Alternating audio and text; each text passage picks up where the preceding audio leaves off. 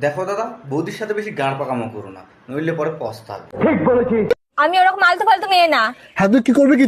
रुक तेरे को बताते।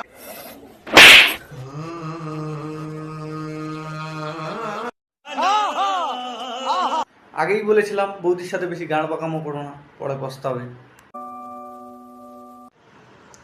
খুব লেগেছে বলো? দেখো আবার রাগ টাগ করে যেন অন্য কোথাও বসে থেকো না।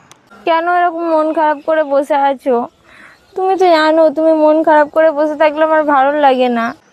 কেন মন খারাপ করে বসে আছো? অন্য কি কারোর সঙ্গে ঝগড়া হয়েছে? ভাড়া বৌদি জানেই না দাদার কি হয়েছে। প্লিজ প্লিজ প্লিজ হাসো না প্লিজ। তুমি তো জানোই তোমার মন খারাপ হয়ে বসে থাকলে বৌদির একদম ভালো লাগে না। বৌদির বুকটা কেমন ধরপর ধরপর করে ভাড়া।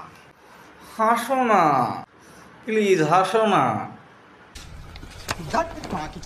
রাগের মাথায় হাত উঠে গেছে। বৌদি বলছে তো ভুল হয়ে গেছে, নাঙ্গের মাথায় সরি রাগের মাথায় হাত উঠে গেছে বৌদি। হাসো না প্লিজ। হাসবে না তো? ঠিক আছে, দেখো এবার। रुक तेरे को बताते। হাসবি কি না বল? তোকে বলেছি না তুই না হাসলে আমার ভালো লাগে না। বলেছিলাম না বাড়া, না হাসলে আমার ভালো লাগে না, বলেছিলাম না? এই পুরো লাঠিটা তোর মুখে গুজে দেবো। এই পুরো লাঠিটা তো পোঁদে গুজে দেবো, সরি মুখে গুজে দেবো মা।